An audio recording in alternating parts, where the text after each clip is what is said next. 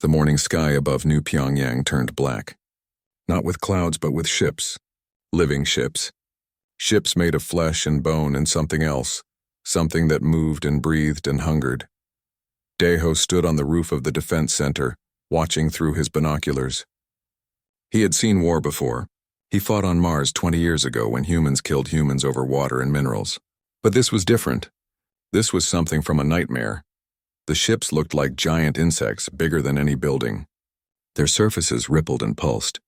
They descended slowly, carefully, like spiders lowering themselves on invisible webs. Daeho counted 12 of them, then 20, then stopped counting. There were too many. Captain Kang, a young voice called. Hyunwoo burst through the rooftop door, his face pale. The boy was only 19, fresh from his farm, barely finished his militia training. Sir, they're landing in the eastern fields. Right on top of my family's farm. Daeho lowered his binoculars. Get to your post, Private Lee. We need every eye on those things. But my family is doing exactly what we told them. They're heading to the shelters. Daeho put a hand on the boy's shoulder. We'll get through this. Now move. Inside the command center, screens showed feeds from cameras across the colony. 3 million people lived on New Pyongyang. Farmers, teachers, doctors, engineers. They came here to grow food and build lives far from Earth's crowded cities. They weren't soldiers. Minji pushed through the crowd of officers. She was the colony's lead doctor and knew more about alien life than anyone on the planet. Her hands shook as she held a data pad. Daeho, I've been analyzing the sensor readings. These ships? They're organic, completely biological, and they're releasing something into the air. Poison? Daeho asked. No, pheromones, chemical signals. I think they're coordinating. Minji pulled up an image on the main screen. Look, the screen showed the eastern farmlands. The ships had opened, and from inside them poured creatures. Thousands of creatures. They looked like insects the size of dogs, with 6 legs and bodies covered in hard shells. They moved together, perfectly synchronized like water flowing downhill. They're hurting people, someone whispered. It was true. The creatures surrounded groups of colonists, pushing them together, driving them toward the ships. When people tried to run, the creatures sprayed them with something that made them fall down, conscious but unable to move. They're not killing them, Minji said, her voice strange. They're collecting them. Daeho's blood turned cold. He'd heard stories, rumors from traders and deep space merchants, stories about a species called the Velrathi. They traveled from world to world, taking everything. Not just resources, not just land.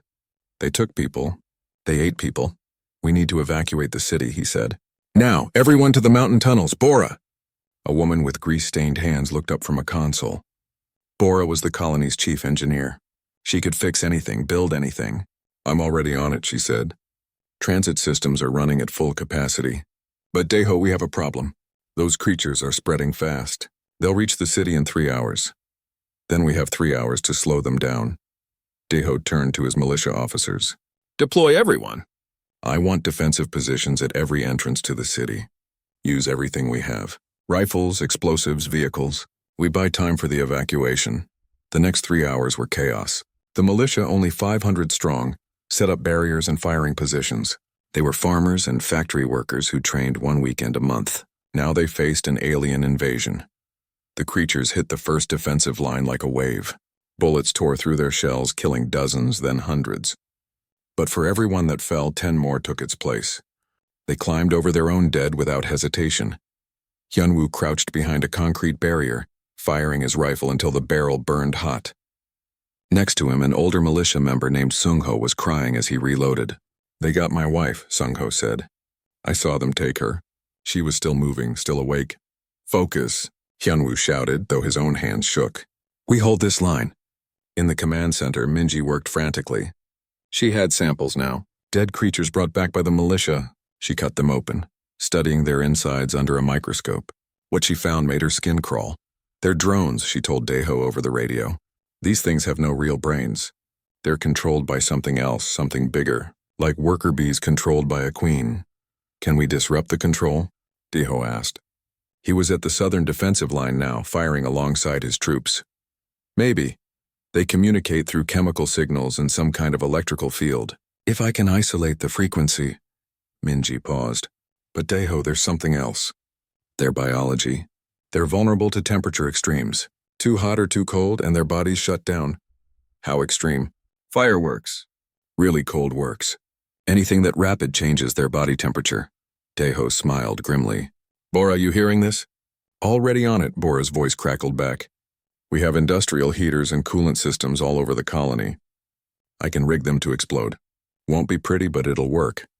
By evening, most of the city was evacuated. 2 million people fled through the tunnels into the mountains. But 500,000 didn't make it. The creatures took them to the ships. Deho stood in the empty city square, watching the alien ships in the distance. They glowed in the dark, pulsing with sickly light. Inside one of those ships, somewhere in that living flesh, was half his colony. Hyunwoo found him there. The young man's uniform was torn and bloody. Sir, we lost the Eastern District, but everyone who could run made it out. Your family? Deho asked quietly. Hyunwoo's face went hard. The ships got them. All of them. My parents, my 2 sisters. He looked at Deho with eyes full of rage and pain. What do we do now, Captain? How do we fight this? Deho was silent for a long moment. In the mountain command center, Minji was analyzing the creature's biology. Bora was building weapons from mining equipment. 500 militia members waited for orders. 2 million civilians huddled in cold tunnels hoping for rescue. Somewhere above the planet in one of those living ships, something vast and ancient looked down at the human colony. Queen Zelamora had lived for 300 years. She had harvested 347 worlds. She had consumed billions of creatures. She had never failed. Through the eyes of her drones, she saw the empty city. She saw the humans fleeing into holes in the ground. She felt satisfaction. This harvest was proceeding normally. The prey always ran. The prey always hid. In a few days, she would dig them out and take them all. But Zelmora had never harvested humans before. She didn't know their history. She didn't know about the wars they fought against themselves. She didn't know that humans had been killing each other with terrible efficiency for thousands of years. She didn't know that when humans had no one else to fight, they turned that violence outward. In the city square, Deho finally answered Hyunwoo's question. What do we do? We stop running. He turned to face the young man. They think we're food. They think we're cattle. We're going to show them what happens when you try to eat a human being. He activated his radio, broadcasting to every militia member, every civilian in the tunnels, everyone who could hear. His voice was calm but hard as iron. This is Captain Kang. I won't lie to you. These creatures are strong. They're many. They've taken our families, our homes. But they made one mistake. They came to our world. They attacked our people. They think this is a harvest. Let's teach them this is a war. We're not prey. We're human, and humans don't go quietly. In the mountains, 2 million people heard those words. In the tunnels, Minji looked up from her microscope. In the engineering bay, Bora smiled as she wired explosives. In the defensive positions, 500 militia members checked their weapons.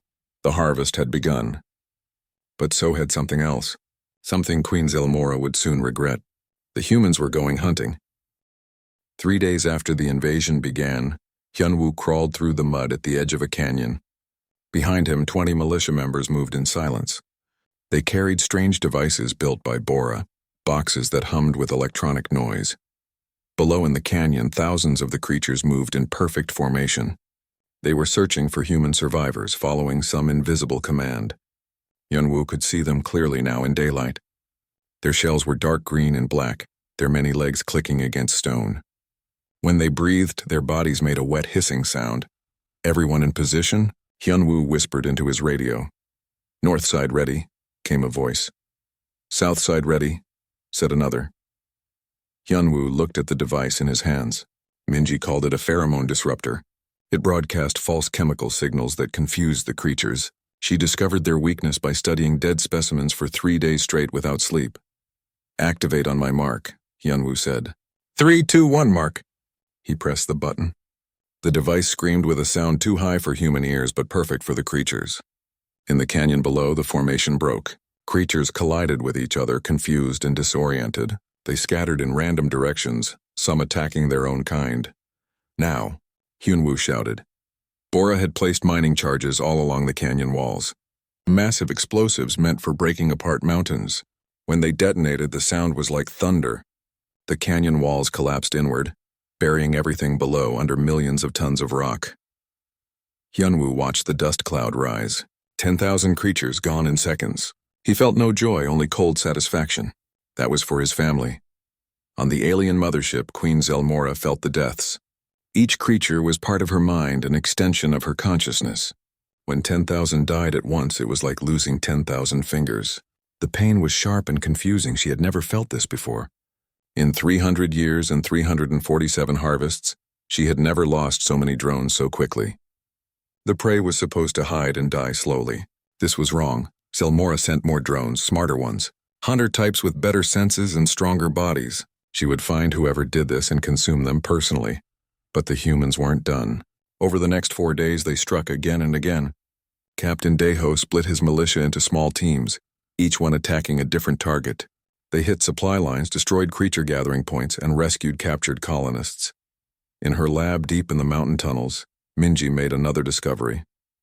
She had been studying how the creatures communicated, how they shared information. What she found changed everything. They're not individuals, she told Daeho, showing him brain scans. Look at this. Each creature has a tiny brain, barely enough to control basic movement. The real intelligence comes from somewhere else. They're like fingers on a hand. Cut off enough fingers and the hand stops working. So there's a central brain? A leader? A queen, probably. Somewhere in one of those ships. Minji pointed at a screen showing electrical patterns. She feels every death. We're not just killing her army, we're hurting her directly. Daeho smiled. It wasn't a kind smile. Good, let her feel it. The next attack was bigger. A woman named Jiwon, one of Daeho's best officers, led 200 militia members to a processing center. That's what they called the places where captured humans were kept before being taken to the ships. The processing center was in an old warehouse. Creatures guarded it, thousands of them. Inside, 2,000 colonists sat paralyzed by the alien toxin, conscious but unable to move or speak. Their eyes showed their terror. Jiwon's team attacked at night. They used thermite weapons, devices that burned hot enough to melt metal. The creatures' shells couldn't protect them from 2,000-degree heat. They died screaming, a sound like tearing metal. The militia rushed inside, carrying the paralyzed colonists out one by one. They had to move fast. More creatures were coming, responding to the attack. 30 seconds, Jiwon shouted. Everyone out. They collapsed the tunnel entrance behind them, sealing the pursuing creatures inside. 2,000 people saved, 40 militia members lost. Daeho hated the math, but it was necessary. But the creatures adapted. They started poisoning water sources that humans needed. They burned crops that hadn't been harvested. If they couldn't take the humans easily, they would starve them out. Bora had an answer for that. Two can play this game, she said. She showed Daeho her plan on a computer screen. We booby-trap everything they might want. Food supplies infected with bacteria that kills them. Water sources mixed with chemicals that dissolve their insides. Even bodies of dead militia members rigged with explosives. That's brutal, Daeho said. So is eating people alive. Bora's face was hard. She had lost her husband in the first day of the invasion. They started this. We'll finish it. On the 7th day, something changed. A small team of engineers managed to capture one of the alien bioships. It had been damaged in a storm and crashed in the mountains. Inside, they found horrors, chambers full of half-digested humans. But they also found technology. Bora studied the ship's control systems. It's grown, not built, she explained to Daeho. The ship is alive. It has organs instead of engines, a digestive system instead of a fuel tank. And look at this, a communication array. Can you use it? Better. I can repair it and send a distress signal to the Terran fleet. Real military ships, not just us farmers with guns. She smiled. And while we're at it, we can use the ship's sensors to map their entire operation. It took 3 days, but Bora got the ship working. Hyunwoo volunteered to pilot it into orbit. He had been a shuttle pilot before joining the militia. Someone had to stay with the ship to maintain the signal. How long until the fleet arrives? Hyunwoo asked. 18 days, Daeho said. Think you can last that long up there? Hyunwoo looked at the alien ship, at its wet, pulsing walls and the organic controls. I'll last as long as it takes. The ship lifted off, awkward and slow but functional. Hyunwoo named it Defiance, painting the word on its side in English. From orbit, he broadcast jamming signals that disrupted the creature's coordination across half the planet. The attacks became less organized, more chaotic. Queen Zelmora felt the disruption like static in her mind. She couldn't control her drones as efficiently. They made mistakes. They walked into traps. They died in numbers she had never experienced before. She did something she had never done in any harvest. She sent her smartest drones to capture humans alive for interrogation. She needed to understand these creatures. Why did they fight so hard? Why didn't they accept their fate? The captured militia members said nothing. Even when the creatures tried to extract memories from their brains, the humans resisted. But Zelmora got glimpses, images of human history. Wars fought with terrible weapons. Millions of humans killing millions of humans over land, resources, beliefs. She finally understood. These beings were predators too. Not like her, not a hive mind, but predators nonetheless. They had evolved fighting each other. War was in their nature. For the first time in her 300-year life, Queen Zelmora felt something new. Not fear, not yet, but uncertainty. She had brought 4 million drones to this world.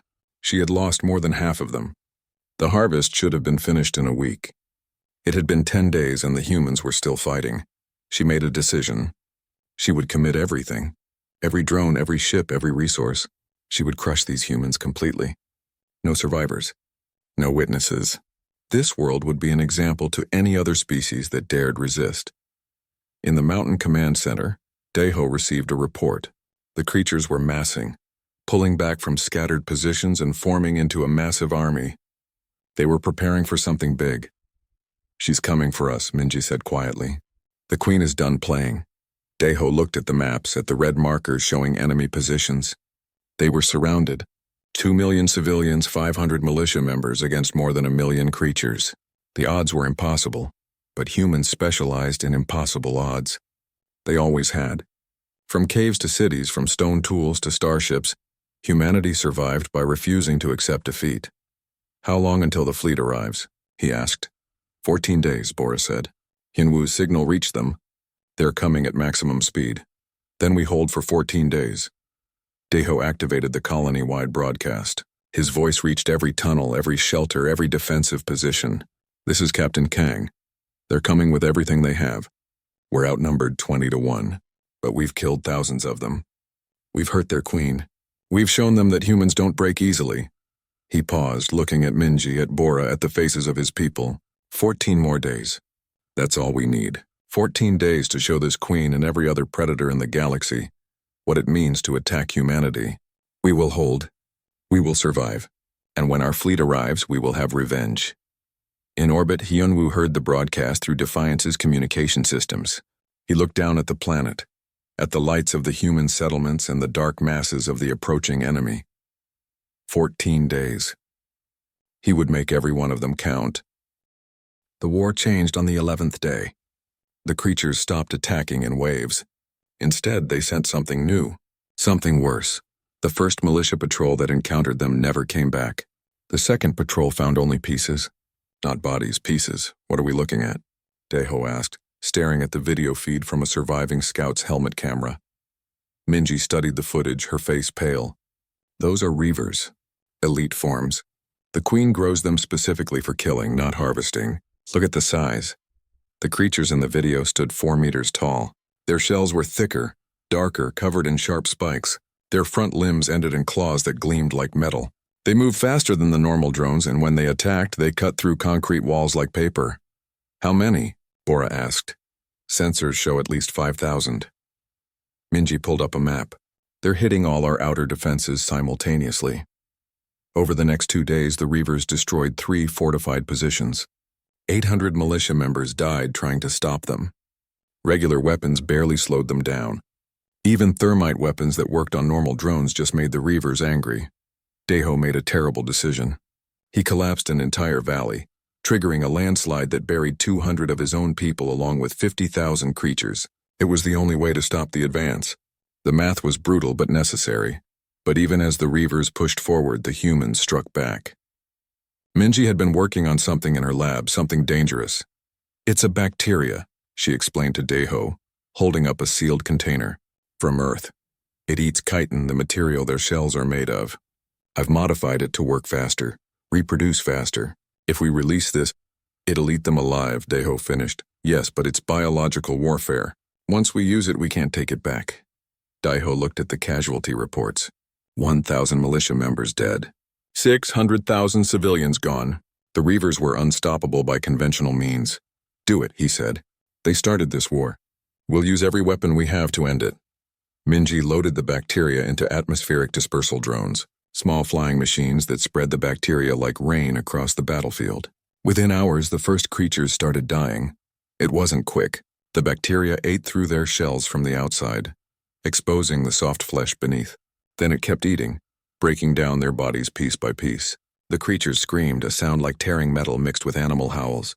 Queen Zelmora felt every death. 100,000 drones dissolved simultaneously, their pain flooding through her neural network.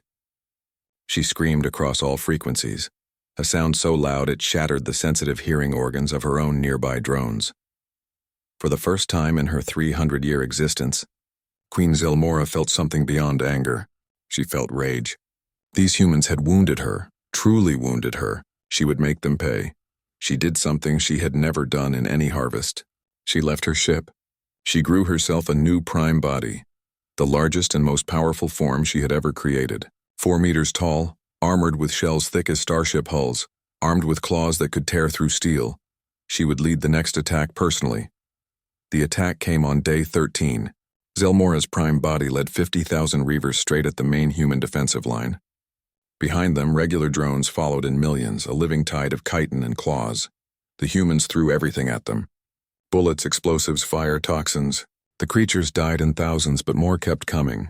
The Reavers broke through the first defensive wall within an hour. Daiho stood at the second wall with his personal guard, 50 veterans who had survived since the invasion began. They carried special weapons, thermite lances that burned at 3,000 degrees. Zelmora's prime body crashed through the rubble of the first wall. She was magnificent and terrible, her massive form moving with deadly grace. Her claws gleamed red with human blood. "That's her," Daiho said quietly. "The queen herself." "How do you know?" asked a militia member beside him. "Look at how the others move around her. They're protecting her. She's important." Daiho raised his thermite lance. "Everyone, focus fire on the big one." 50 lances fired at once. Thermite rounds struck Zelmora's prime body, burning through her armor. She roared in pain and fury, a sound that made the ground shake. But she didn't stop. She charged forward, crushing 3 militia members with a single sweep of her claw. Daiho rolled left, barely avoiding a blow that would have split him in half. He fired his lance point blank into one of her leg joints. The thermite burned through and the joint collapsed. Zelmora stumbled, but she caught him with her other claw. Daiho screamed as she tore his left arm off. Blood sprayed across the ground. He fell, clutching the wound, vision going black at the edges. The remaining militia members swarmed the queen's body, stabbing with lances, throwing grenades, doing everything they could. Zelmora killed them one by one, but each wound added up. Her prime body was burning, breaking, dying. She retreated, dragging her broken body back toward her forces. As she fled, she looked at the humans still fighting despite their wounds. She finally understood. These weren't prey. These were warriors. Predators like her, but different. More dangerous. Medics pulled Daiho back to the command bunker. Minji worked frantically to save him, stopping the bleeding, injecting antibiotics. He survived, but his fighting days were over. "How bad is it?" he asked, looking at the maps through a haze of pain medication. "We lost the outer defenses," Bora said quietly. "The creatures have pushed us back to the final fortress. Everyone who can't fight is in the deep shelters. 1.8 million civilians, 150,000 fighters. And them? They still have over 1 million drones. But we hurt them. The bacteria killed hundreds of thousands. The thermite weapons destroyed most of the Reavers. And we crippled the queen's prime body. How long until the fleet arrives?" Daiho asked. Minji checked her datapad. 30 hours. What, can we hold that long? Bora looked at the defensive plans. The fortress was strong, built into the mountain itself. But the creatures had numbers. Maybe if we're lucky and they're stupid. That night something strange happened. The creatures stopped attacking. They held their positions surrounding the fortress but not advancing. The silence was eerie after weeks of constant combat. Then a message came through on the human communication channels. A voice speaking in broken English translated by technology the creatures had taken from captured equipment. Humans. "This is Zelmora. Your queen speaks to mine." The voice was wet and strange, like someone speaking through water. You fight well. Better than any prey I have harvested. I offer terms. Surrender half your population. I will take them and leave. The rest of you survive. Or we fight to extinction. I will kill every human on this world, even if it costs me every drone. Choose. The command center went silent. Everyone looked at Deho. He looked at Minji, at Bora, at the young faces of the militia members. She's scared, Minji said quietly. For the first time in probably her whole life, she's not certain she'll win. Our reinforcements arrive in 30 hours, Bora added. If we accept her terms, 900,000 people die. If we fight, we might all die. Or we might hold long enough for rescue. A young militia member, barely 20 years old, spoke up. My family is in the civilian shelters. My parents, my little brother. If we negotiate, the Queen decides who lives and dies. If we fight, at least we choose for ourselves. Others nodded. They were tired, wounded, outnumbered. But they were also angry. These creatures had attacked their homes, killed their families, treated them like cattle. The humans had taught the Queen what pain felt like. Now they would teach her about human stubbornness. Deho activated the communication system with his remaining hand. Queen Zelmora, this is Captain Kang. I'll keep this simple. We don't negotiate with predators. We don't surrender to monsters. And we sure as hell don't let you choose which of our people live or die. He paused, making sure his next words were clear. You came to our world. You attacked our families. You tried to make us food. We've shown you that humans are not prey. Now let me show you what we really are. Come and take us. We'll be waiting. The communication channel went silent. Then in the darkness outside the fortress, 1,000,000 creatures began to move. They were done with negotiations. The final battle was about to begin. Deho looked at his people. 30 hours. That's all we need. 30 hours until our fleet arrives. Every second we survive is a second closer to victory.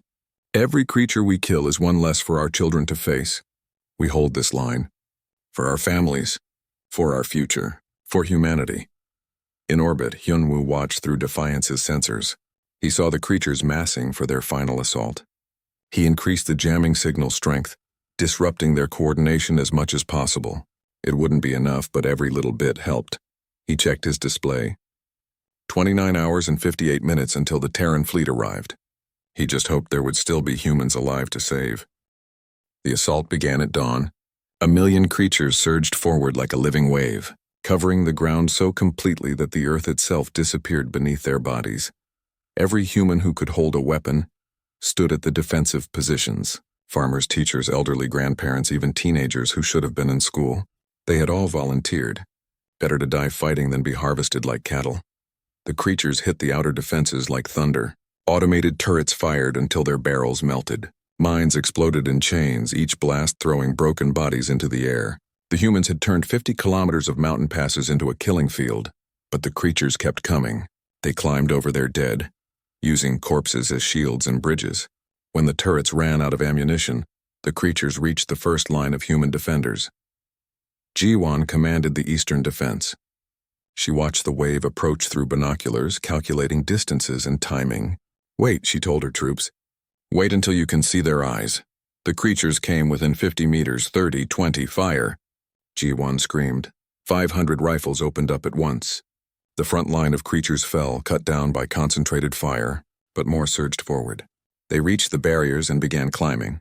Some carried acid that dissolved concrete. Others used their own bodies as battering rams. Within 2 hours, the first defensive line fell. The humans retreated to the second line, fighting every step of the way. They left behind traps, explosives rigged to motion sensors, tunnels filled with poisoned air. In the command bunker deep underground, Deho watched the battle through camera feeds. His arm stump was bandaged and pain medication made everything feel distant and unreal. But his mind was still sharp. How long have we held? He asked. 18 hours, Bora said. She was working at 3 computer terminals at once, coordinating defenses and watching for weak points. 12 hours to go. Casualties? Minji looked up from a medical station. Her hands were covered in blood from treating wounded fighters. 400 dead, another 600 too wounded to fight. She paused. Deho, we're running out of ammunition. Another 6 hours and we'll be down to melee weapons. Deho nodded slowly. They'd known this was coming. Then we use what we have. Bora, how are the final charges? Bor pulled up a schematic. The entire fortress is rigged. If they break through to the civilian shelters, I can collapse everything. Bury the whole complex with us and them inside. How many creatures would that take out? Conservative estimate? 400,000. Maybe half their remaining forces. Deho looked at the displays showing the civilian shelters. 2 million people, mostly families, children, elderly, people who'd come here to farm and build peaceful lives. If he gave the order to detonate, they'd all die. But the Terran fleet would face half as many enemies when they arrived. Keep that option ready, he said quietly, but we're not dead yet. By the 20th hour, the fighting had moved to close quarters. The creatures breached the mountain fortress itself, pouring into corridors and chambers. The battle became room to room, brutal and personal. G1 fought in a corridor with 30 militia members. They'd run out of bullets and fought with knives, clubs, anything they could grab. When a creature lunged at her, she stabbed it in the eye with a broken piece of metal rebar. It died screaming. Fall back to the medical bay, she shouted. Fighting retreat. They moved backward, fighting every step. The medical bay had reinforced doors that could buy them time. But as they retreated, a reaver burst through the side wall, 4 meters of armored death moving faster than anything that size should. It killed 5 militia members in seconds. Its claws cut through body armor like tissue paper. G1 grabbed a thermite lance from a dead soldier and fired. The round hit the reaver's chest but didn't penetrate its thick armor. The reaver turned toward her. Its mandibles clicked together, preparing to strike. G1 knew she was about to die. Then the ceiling exploded. Debris rained down, and through the dust came armored figures. Human figures, but bigger, stronger. Power armor painted in the dark blue and silver of the Terran colonial fleet. Each soldier stood 3 meters tall in their suits, carrying weapons that made the reaver look small. The lead Marine fired a shoulder-mounted rocket directly into the reaver's face. The creature's head disappeared in a blast of fire and fragments. Its body collapsed, twitching. Terran Marines, the lead soldier announced through external speakers. You folks look like you could use some help. G1 laughed, a sound somewhere between joy and hysteria. You're early. Heard you were throwing a party. Didn't want to miss it. The Marine moved past her, weapons firing at approaching creatures. Get your people to safety. We'll handle the cleanup. More drop pods punched through the fortress ceiling, each one deploying a squad of Marines. They moved through the corridors like human tanks, their armor shrugging off attacks that had killed militia members. Their weapons turned reavers into burning wreckage. In the command bunker, Deho watched the tactical displays update. The Terran fleet had arrived 30 minutes early and immediately launched ground forces. 47 warships were in orbit, and they'd begun orbital bombardment of every creature position outside the fortress. A video communication opened. A stern-faced officer in a fleet uniform appeared on screen. This is Commander Taejin Song of the Terran Colonial Fleet. I'm looking for whoever's in charge down there. Captain Deho Kang, Colonial Militia, Deho said.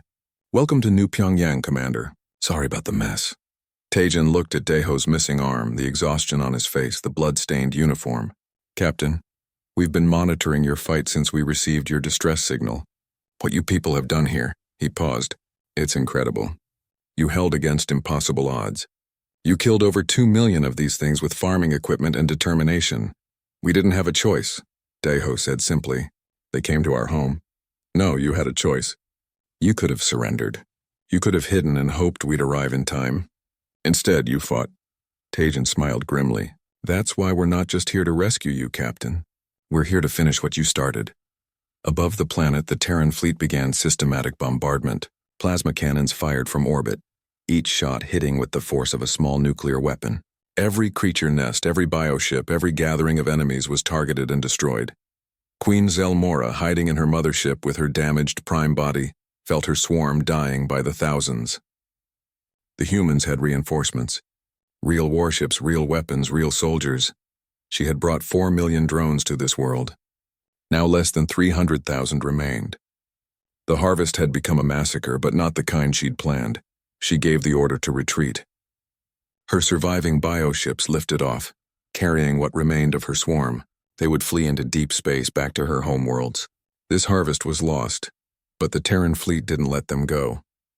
Warships pursued, weapons firing. Bioships exploded in space, their organic hulls no match for human missiles and plasma cannons. Commander Taejin opened a fleet-wide channel. All ships track those vessels. I want to know where they came from. Where their home is, sir? His tactical officer asked. Our orders were to defend the colony and eliminate local threats. Change of orders, Tejan said coldly. These creatures have been harvesting worlds for centuries. Millions, maybe billions dead. They came here thinking humans would be easy prey. They were wrong. Now we're going to make sure they never make that mistake again. He contacted High Command on Earth, sending a full report of the situation. The response came back within hours. Earth had seen the footage from New Pyongyang. They'd watched farmers and civilians fight an alien invasion with homemade weapons and desperate courage. They'd seen what the creatures did to captured humans. The orders from Earth were clear and simple. Pursue, eliminate, make an example. Down on New Pyongyang, the surviving colonists emerged from their shelters. They walked through ruins that had been their homes. They counted their dead, 1.4 million people who would never see another sunrise. But they had survived. They had fought impossible odds and won. And now the Terran fleet was hunting their enemies across the stars.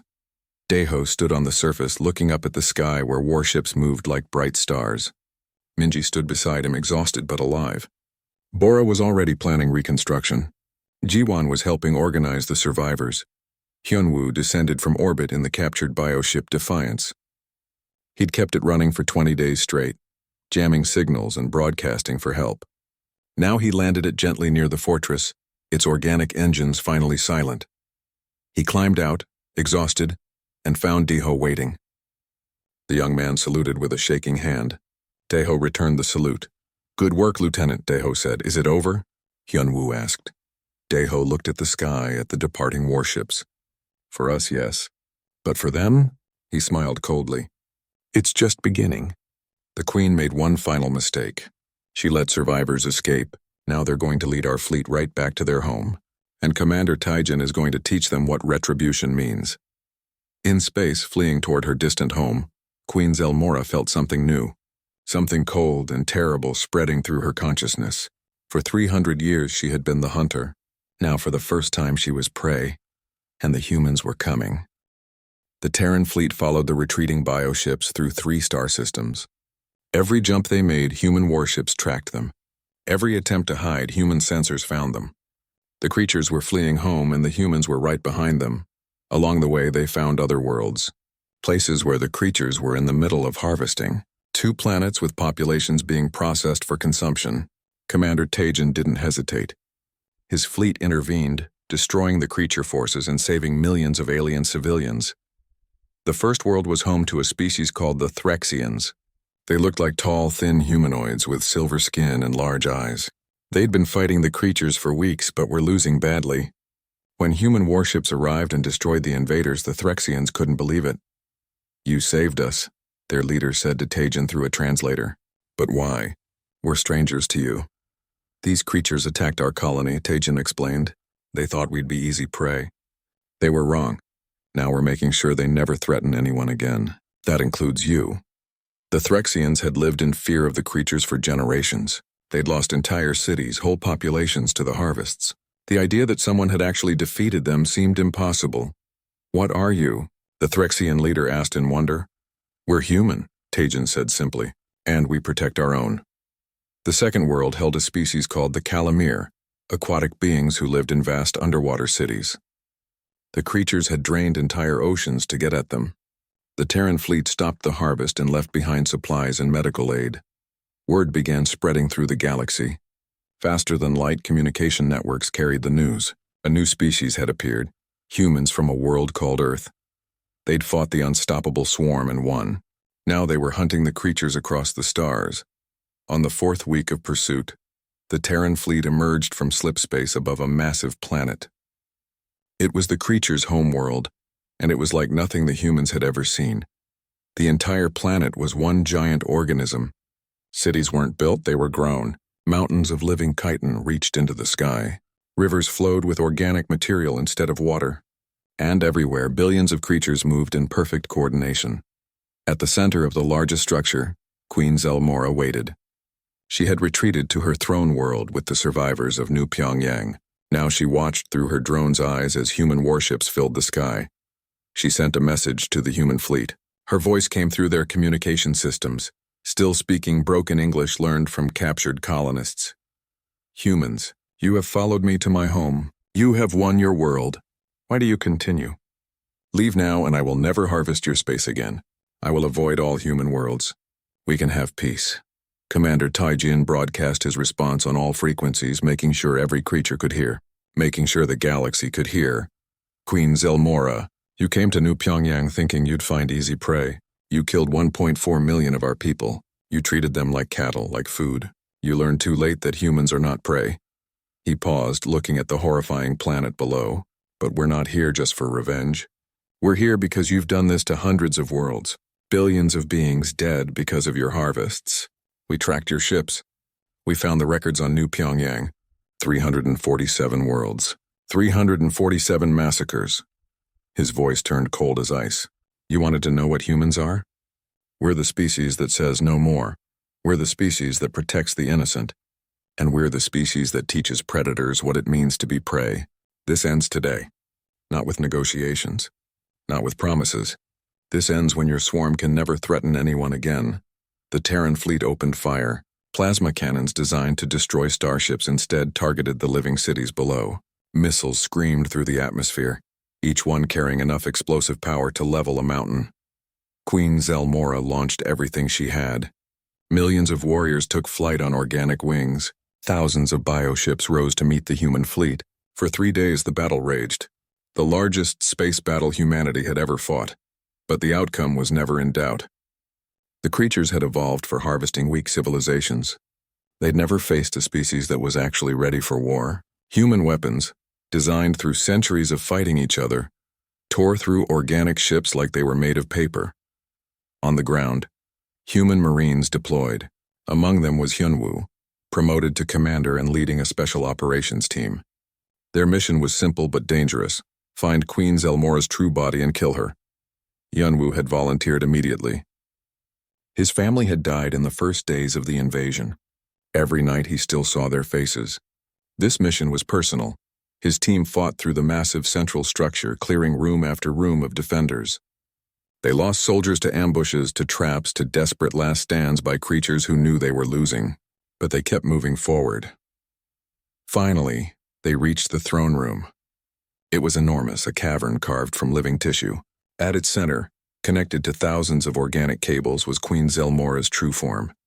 She was massive, the size of a building. Her body was ancient, parts of it fossilized with age. Cables fed into her from all directions, connecting her mind to every creature in her swarm. She was the brain of a species, and she was dying. Hyunwoo's team spread out, covering all angles. He walked forward, carrying a special weapon. Dr. Minji had designed it before her death. A neural cascade device that would overload the Queen's consciousness. Queen Zelmora spoke, her real voice a deep vibration that shook the air. You, I remember you. Young prey from the farming world. How did you survive? I survived because I'm human, Hyunwoo said. And humans don't give up. Ever. You cannot kill me, Zelmora said. I am eternal. I am the mind of billions. What are you? Hyunwoo armed the neural cascade device. Its hum filled the chamber. I'm a farmer from New Pyongyang. You killed my parents. You killed my sisters. You made me watch my world burn. He looked up at the massive creature. You taught me something important, though. Sometimes, to protect what you love, you have to become something terrible. You came to my world as a monster. Now I'm returning the favor. He activated the device. The cascade propagated instantly. Through every cable, every neural connection, every drone in the vast network. Across 40 star systems, billions of creatures felt their queen's mind explode.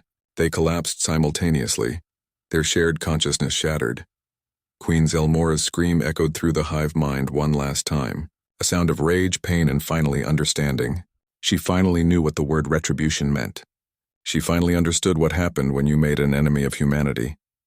Then she died, and with her, the entire Velrathi civilization. Hyunwoo's team extracted seconds before the structure began collapsing. They watched from their transport as the massive living city fell apart, its guiding intelligence gone forever. Above the planet, Commander Taijin received confirmation. The Queen was dead. The Hive network had failed. Scattered creatures remained, but without their guiding intelligence, they were just animals. No longer a threat, the Terran fleet returned to New Pyongyang 6 months later. The colony had been rebuilt. New buildings stood where ruins had been. Fields were planted with crops again. Life was returning. A memorial stood at Iron Peak Mountain where the final battle had been fought. On it were carved 1.4 million names. Every person who died defending their home. Captain Daeho Kang, Dr. Minji Park, Engineer Bora Kim, Lieutenant Ji-won Choi, and so many others. Hyunwoo stood before the memorial with other survivors. He found his family's names, his parents, his sisters. He traced the letters with his fingers, tears running down his face. A ship landed nearby. From it emerged a delegation from the Galactic Council, representatives from a dozen species, including Threxians and Calamir. They'd come to meet humanity officially, to thank them for ending the threat that had terrorized the galaxy for centuries. The lead representative was a Threxian, whose world had been saved during the human pursuit. She approached Hyunwoo and the other survivors gathered at the memorial. "For 300 years we suffered the Velrathi," she said through a translator. "We thought them unstoppable. We negotiated, we hid. We sacrificed millions hoping they would pass us by. But they never stopped. They always came back." She looked at the memorial, at the names of the dead. "You humans did what we could not. You fought back when fighting seemed impossible. You won when victory seemed unreachable. And then you came for us, for strangers, and saved us too." She turned to Hyunwoo. "The galaxy has a question, Commander. Who are you? What kind of species does this?" Hyunwoo looked at the memorial again. He thought of Captain Daeho's last stand. Dr. Minji creating weapons while wounded. Engineer Bora rigging explosives knowing she wouldn't survive. Thousands of farmers and teachers and ordinary people who became warriors when their world needed them. "We're human," he said quietly. "We're farmers and engineers. We're scientists and soldiers. We're people who build families and grow crops and dream of peaceful lives. But when you threaten that, when you try to make us prey, we become something else." He looked at the alien delegate, his eyes hard. "We become Retribution. We become the thing that hunts monsters. We become the species that crosses stars to protect the innocent and destroy those who prey on the weak." He gestured to the memorial. "These people died protecting their families. We avenged them by ending a threat that plagued the galaxy for centuries. Remember that. Tell every species you meet humanity protects its own. And we never, ever forget." The delegate was silent for a long moment. Then she bowed deeply, a gesture of profound respect. The other aliens did the same. Over the following years, humanity joined the Galactic Council. They shared their technology, their knowledge, their strength, but they also made it clear, any species that preyed on the innocent would face human justice. The story of New Pyongyang spread across the galaxy. It became legend, the tale of how a colony of farmers held against impossible odds, how they hurt a predator so ancient it thought itself invincible, how they taught the Queen of Monsters what the word retribution meant. On worlds that once feared the Velrathi, parents told their children the story at bedtime. Not as a tale of horror, but as one of hope. The monsters were gone. The humans had seen to that. A phrase entered common galactic language. When speaking of humanity, species would say, "The predator's hive went silent, their queen finally understood the word retribution." It became a warning, a promise, and for humanity's friends, a comfort. The humans had joined the galactic stage not as conquerors or prey, but as protectors. They would cross any distance, pay any cost, endure any sacrifice to defend their people and their allies. Queen Zelmora learned too late what every predator in the galaxy now knew. Humans weren't the strongest species, or the fastest or the most advanced, but they were the most relentless. When you made an enemy of humanity, you didn't just face an army. You faced an entire species that would pursue you across stars through time, beyond death itself, to ensure you never threatened their home again. On New Pyongyang, life continued. Children played in the rebuilt streets. Crops grew in the fields. The memorial stood eternal, a reminder of the cost of freedom and the strength of the human spirit. And sometimes, on quiet nights, Hyunwoo would stand at that memorial and look up at the stars. Somewhere out there, other species looked back, some with gratitude, some with respect, and some with fear. All of them knew the truth now. Humanity had arrived on the galactic stage, and the galaxy would never be the same.